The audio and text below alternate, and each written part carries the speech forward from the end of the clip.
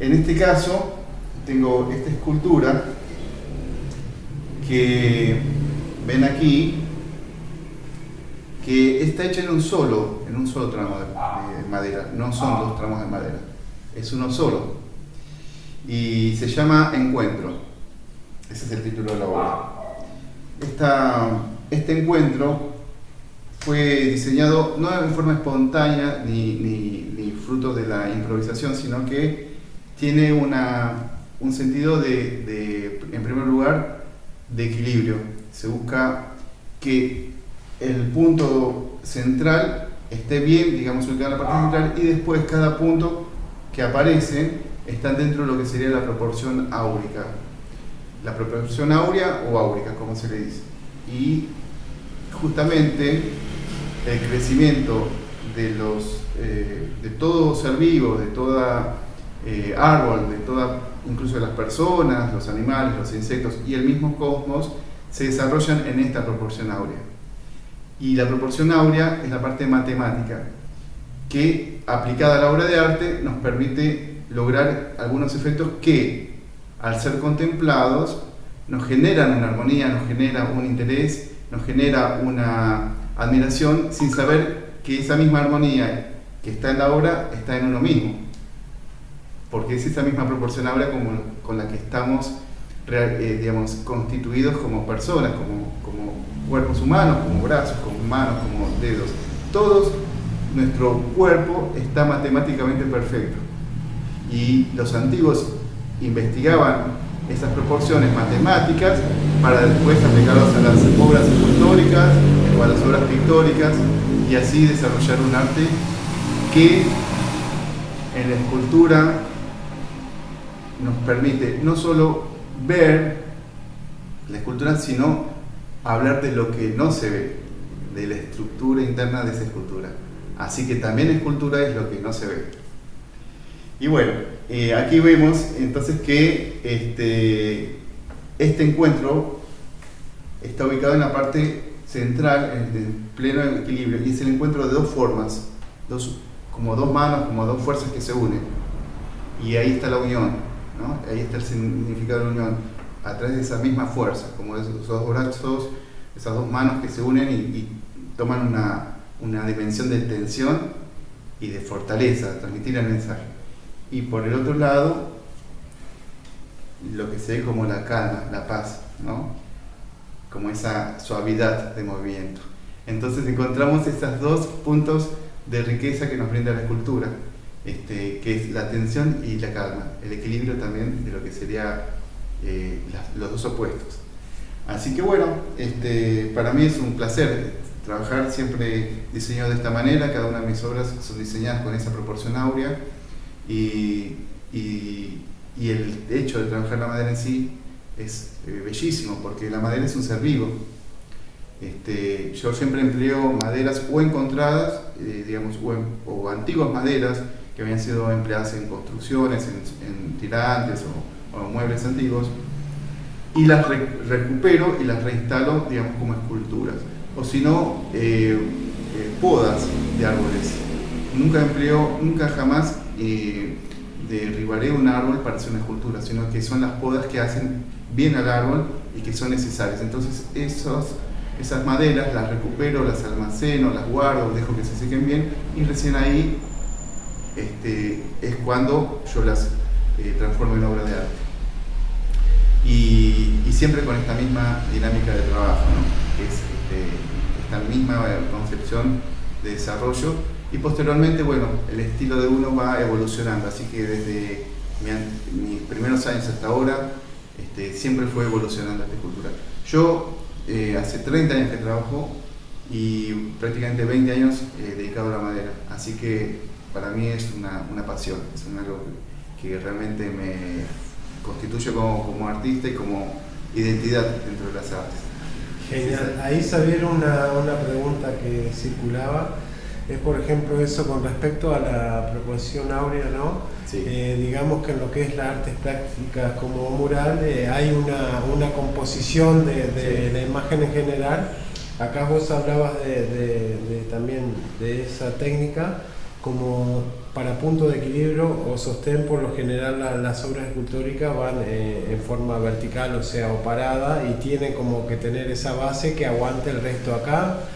¿Eso fue algo que te surgió en base a la práctica, que un día hiciste una obra y de repente pesaba más de arriba de abajo, o realmente eso se estudia? ¿Cómo adquiriste ese conocimiento que, más allá que es milenario y está aplicado en todo en general, vos lo utilizás de esa manera y a su vez que queda con una armonía la obra, como vos decías, con su punto central, con su parte posterior, con su parte lateral, y todo tiene como una forma tan agradable y armoniosa que nos interesaría que nos cuentes a las personas cómo llegó eso a ti? Bien, es una muy buena pregunta también, el tema de la escultura, uno de los temas más importantes de la escultura es el sostén, porque la escultura, de alguna manera, al ser un elemento vertical, desafía la gravedad. Entonces, nosotros, los escultores, tenemos que pensar mucho cómo aplicar la base de esa escultura y que esa misma base no invada el diseño escultórico, sino que esté o unida o esté en armonía con esa, o que sea casi invisible, o que de alguna forma esté en armonía con el diseño, porque también va a incidir. Entonces, en este caso, lo que yo aprendí, digamos, lo que yo fui también desarrollando, es que la escultura se sostenga por sí misma. Entonces, de esa manera ya está completa la escultura y no necesitamos agregarle una piedra abajo o lo que fuese para hacer contrapeso, sino que en este caso, como bien se dice, el peso hace que la escultura pueda sostenerse por sí misma.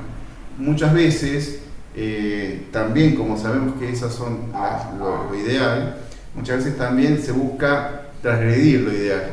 Y entonces hacemos esculturas que parece que son gigantescas de peso arriba y muy finas abajo. ¿Por qué? Porque impacta. ¿Cómo se logra eso? Bueno, pero también hay una distribución, es un efecto visual. Entonces también hay una distribución. Quizás lo que sostiene es una barra de acero que, si bien es delgada, es fuertísima, y la parte que parece de gran volumen es de materiales livianos. Entonces ahí se logra un efecto visual y pareciera desafiar esa gravedad. Pero bueno, son todos recursos, todo es válido y la creatividad es infinita. Así que, bueno, eso es. Excelente. Y después, por otra parte, también preguntaban que si eso lo llegás a comprender a través del trabajo técnico práctico, o si realmente hay una fórmula en la cual vos podés comenzar la obra y te vas basando en eso. O sea, porque ¿cómo podés tener la certeza de que la obra, su base, va a aguantar y va a tener un equilibrio? En ese sentido, ¿cómo lo fuiste descubriendo vos como artista ahí? Bien, ¿hay algún tipo de, digamos, de desarrollo previo, digamos, en cuanto a los antiguos artistas e escultores que resolvían el tema matemáticamente de las bases? Entonces hay un concepto ya muy estudiado de cómo presentar una escultura, cómo instalar firmemente una escultura.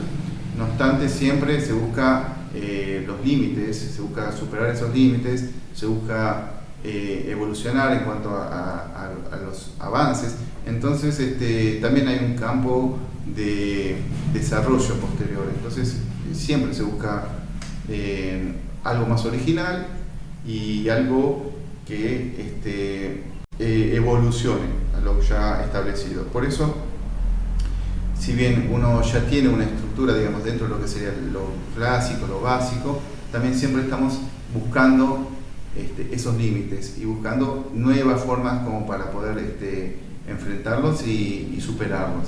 Así que es un poco de todo. También muchas veces se han roto esculturas en el trabajo, porque uno busca a veces la delgadez máxima o busca el máximo, porque hay que pensar que quizás esta escultura antes era un tronco. Entonces, ¿cómo de ese tronco lograr esto? Bueno, es porque buscamos el máximo posible de contorsión de ese tronco, o el máximo posible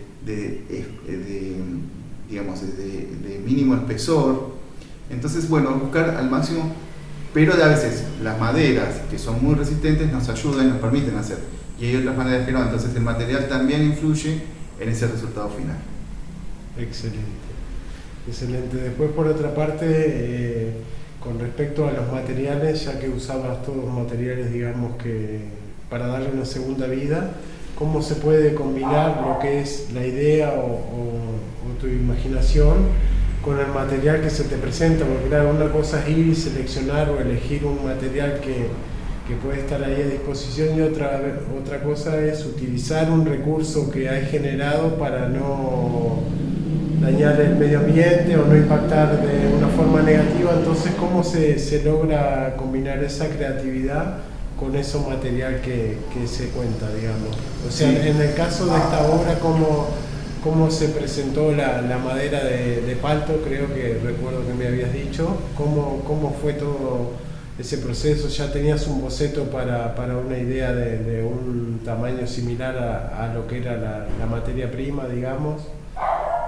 Bien, muchas veces pasa que de repente uno encuentra una madera o tiene una madera o un tronco o una rama, pero ¿qué sucede? Hay una combinación de las dos cosas. El material en sí, digamos, tiene su historia, tiene su forma y tiene su diseño natural. Uno puede incorporar eso y superarlo en cuanto al diseño, o puede desafiar ese diseño original y transformarlo en algo completamente diferente. Entonces es la combinación de las dos cosas. En este caso era un árbol que fue de poda, digamos, de las ramas, unos troncos, digamos, unas ramas de buena dimensión. En otros casos puede ser maderas antiguas, por ejemplo los antiguos tirantes de edificios, de casas, por ejemplo, de campo, que a veces incluso han tenido humedad o han tenido filtraciones y ya tienen una historia en sí, esa misma madera. Y uno tiene que leer atentamente qué nos transmite el material. Entonces combinar las dos cosas. A veces esa combinación hace algo, una apuesta superadora y original, porque vos no te olvidas de la historia de la madera y le incorporás la forma diseñada. Entonces es la combinación de dos cosas que transforma en algo, una apuesta superadora, que sería el diseño totalmente original y único que nos puede transmitir el material más el diseño, la historia de esa madera más el desafío del diseño. Así que ahí está la combinación también. Excelente, muchas gracias. Bueno, para no quitarte más tiempo, la verdad una visita muy agradable acá tenerte. Muchísimas gracias, una alegría inmensa. Y bueno, contanos, Javier, que ya sabemos que sos un artista imparable, que estás en muchos proyectos. Contanos un poco desde tu participación en 33 grados ahora, qué has hecho y qué nuevos proyectos se vienen también para el futuro.